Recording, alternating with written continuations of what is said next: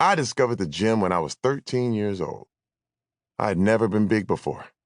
I wasn't scrawny, really, just on the skinny side of average. And being bigger had always been an obsession. I used to dream of being powerful and strong like the superheroes in my comic books. I even had an origin story. It happened when I was 2. Toddling around the living room, I found an extension cord that was plugged into the living room wall to power a nearby lamp. I put one end of the cord in my mouth while it was still attached to the wall socket. It blew up, and I got shocked, and my parents looked over to see me with a bloody, smoking lower lip with a hunk of skin hanging grotesquely from my chin. The cord at my feet told them what had happened, and they rushed me to the hospital. In the end, except for the scar I still have on my lower lip to this day, everything turned out okay.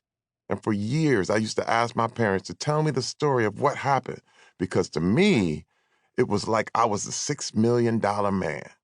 They had rebuilt me, made me stronger, made me into a hero with special powers and superhuman strength. When I was in kindergarten, I'd run around our house, lifting the end of the couch to see how high I could get it. One afternoon, I hoisted up the couch and felt a sharp pain in my side. I'd given myself a hernia. I was only 5 years old. A week in the hospital for hernia surgery did nothing to deter me. I was obsessed with being bigger, tougher.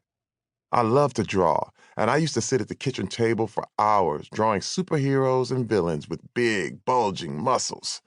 My idol was my Uncle Buddy. He had the biggest arms I'd ever seen on a man. He was a giant. Every time I saw him, I'd say, "Make a muscle," and he would. Then I'd jump up on it, and he'd hold me up with one arm, and I would hang on to him in awe. Then I found the gym. Burston Field House was down the street from my school, Flint Academy, in Flint, Michigan. The gym was down in the dingy basement. It was primitive compared to what gyms are today, just pig iron, a bench, and one leg machine. But I'd do that all day, back and forth, leg machine, bench, leg machine, bench. At home, I would put my feet underneath my bed and do sit-ups until my stomach was so cramped and numb with pain I'd have to curl up into a ball. Then I'd wait until the feeling came back, and I would do more, going and going to the point where it would be difficult to walk. I was obsessed with Bruce Lee, too. There was an illustrated book of exercises that was rumored to be Bruce Lee's secret, Dynamic Strength by Harry Wong. My brother and I would do anything to learn Bruce Lee's fitness regimen, so we ordered the book from the ads in the backs of martial arts magazines like Black Belt and Inside Kung Fu. Dynamic tension is a practice of working a muscle against itself. You push your hands together, and that works your chest. You sit against a wall and hold the pose as long as you can, and that works the legs. If I couldn't be in the gym, I was doing that, to a manic degree. In the shower, in front of the TV, I'd stand there and flex my legs until the muscles cramped with pain. This was all before Arnold Schwarzenegger and the Pumping Iron documentary that made him a star. This was a time when exercising every day and bodybuilding were considered strange.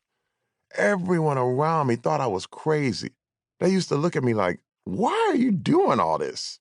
I couldn't have articulated an answer at the time, but looking back now, the reason is obvious. I was getting ready to kill my father. My father and I share the same name. Growing up, I was always Little Terry, and he was always Big Terry.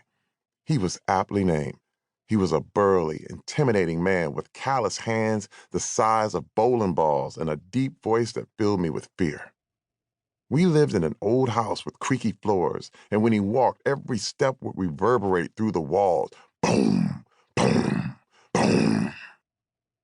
When he stumbled home at midnight, pissed drunk and spoiling for a fight with my mom, it felt like an earthquake shaking the house down to the foundation, or like Godzilla raging through downtown Tokyo, laying waste to everything in sight.